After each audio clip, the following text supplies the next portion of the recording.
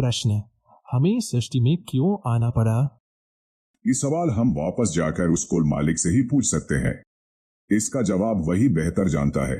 इसे जानने के लिए हमें चेतना के उस स्तर तक पहुंचना होगा जहां हम यह समझ सकें कि परमात्मा ने सृष्टि की रचना किस मकसद से की। अपनी बुद्धि से हम इसे कभी नहीं समझ सकते, क्योंकि बुद्धि की अपनी सीमा है। यह हमें बहुत आगे तक नहीं ले जा सकती। हम मन और बुद्धि द्वारा सृष्टि की रचना के मकसद को बिल्कुल नहीं समझ सकते।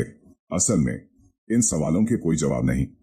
मुझे नहीं लगता कि हम सवाल इसलिए पूछते हैं क्योंकि हमें जवाब चाहिए। आमतौर पर हम सवाल इसलिए पूछते हैं ताकि हम अपनी चतुराई दिखा सकें कि हम कितना जानते हैं। जब बच्चा सीखना शुरू करता है, बोलने लगता है, तो वह आपसे कितने ही सवाल पूछता है। वह जवाब का इंतजार नहीं करता, उसे कोई जवाब चाहिए भी नहीं। वह तो केवल आपका धैर्य देखना चाहता है कि उसने सवाल पूछना सीख लिया है। उसे आपका जवाब नहीं चाहिए। वैसे इनका जवाब कोई होता भी नहीं। अगर आप बच्चे को जवाब देने की कोशिश करेंगे तो उसकी तसल्ली नहीं करवा पाएंगे और ना ही उसे जवाब जानने की परवाह है। असल में इन सवालों का जवाब है ही नहीं। परमात्मा क्यों है? हम यहां क्यों हैं?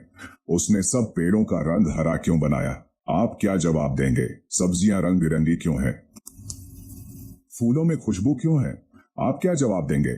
हालांकि यह सब बहुत जरूरी सवाल हैं, पर इनका कोई जवाब नहीं। सब सवाल जिनके बारे में हमने इतनी किताबें लिखी हैं, उनके कोई मायने नहीं रह जाते। किसी भी बुनियादी सवाल का कोई जवाब नहीं दिया जा सकता।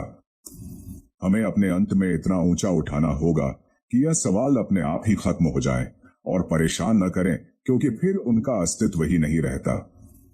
ऐसा नहीं कि उनका जवाब मिल जाता है, बल्कि उनकी अहमियत ही नहीं रहती।